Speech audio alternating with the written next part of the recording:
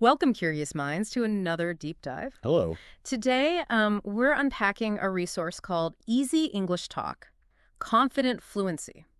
Right. Now, that title itself, Confident Fluency, it immediately sets a pretty clear expectation, wouldn't you say? Oh, absolutely. It's direct. So our mission today is really to explore how this resource actually aims to deliver on that promise. We'll be pulling out the key insights, straight from its own description. Indeed. And I think it's crucial whenever you look at any learning tool to really get under the hood, understand its core promise. Mm-hmm. It's not just about the marketing text. It's Mhm. about figuring out the underlying approach, right? It's seeing how that lines up with what we know actually works for language learning now. Okay. So this deep dive, we'll explore exactly what Easy English Talk says it provides you, but maybe more importantly, why those specific elements are or could be so valuable for speaking English with real assurance. Right. So the big question then is how? How does it promise to get you to that confident fluency? Mhm. The source jumps right in, highlighting that you can, and I quote, practice speaking English confidently and naturally, and that you'll learn how to speak English fluently through real-life conversations, listening practice, and practical lessons. That phrase, real-life conversations, that sounds powerful. It does. But how does an online platform, really replicate that genuine interaction? That's a really important question. Because real-life conversations, it shouldn't just be a buzzword here. Right. It actually points to a pretty significant shift in teaching methods. Traditional approaches often hammer grammar rules, rote memorization. Yeah, the textbook drills. Exactly. And learners end up knowing the language, but they kind of freeze up in actual dialogue. I think many people listening have felt that exact thing. It's very common. Yeah. So this resource seems to be targeting that anxiety directly. It recognizes that fluency, real fluency, comes from doing, from applying what you know in, dynamic situations, interactive ones. Think maybe role-playing or guided dialogue, simulations of everyday stuff. Yeah. It's about building that muscle memory for spontaneous speech. Right. Bridging that gap between knowing the grammar and actually using it without sort of panicking. Precisely. It sounds like Easy English Talk is really trying to tackle that head on. The description also mentions helping you avoid common mistakes and giving tips to improve your English every day. How critical is that specific feedback loop for building confidence? Oh, it's absolutely vital. Look, making mistakes is just, it's part of learning anything, right? Yeah. But the fear of making them, that can be a massive barrier to even trying to speak. Mm-hmm.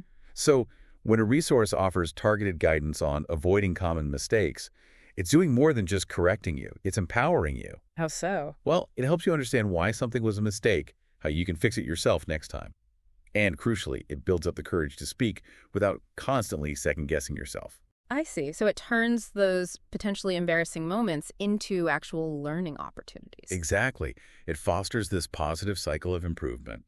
That kind of supportive, continuous feedback is just far more effective than simply being marked wrong. That makes a lot of sense.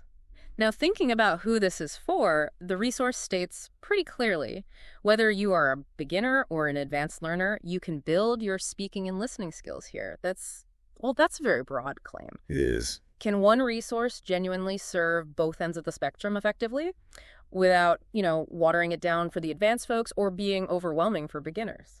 That's a perceptive question. Uh-huh. And it touches on something really interesting about modern language learning platforms. Okay. This kind of wide accessibility often signals a move away from that rigid, level-by-level system you get in traditional classes. Right, like beginner, intermediate, advanced, done. Yeah.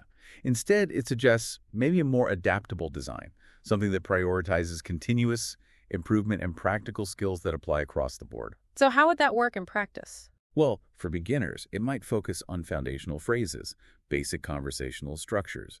For advanced learners, maybe it offers practice with nuanced expressions, more complex sentences, discussing trickier topics. I see. But the core focus remains on building those fundamental speaking and listening skills that are useful at any stage. It's about creating an environment where you build confidence organically, a bit like how a child learns their first language, just through lots of low-stakes interaction. Mm-hmm. The ultimate goal, as they say, is to help you start your journey to speak English with confidence and enjoy learning. That enjoyment part is key too. Absolutely.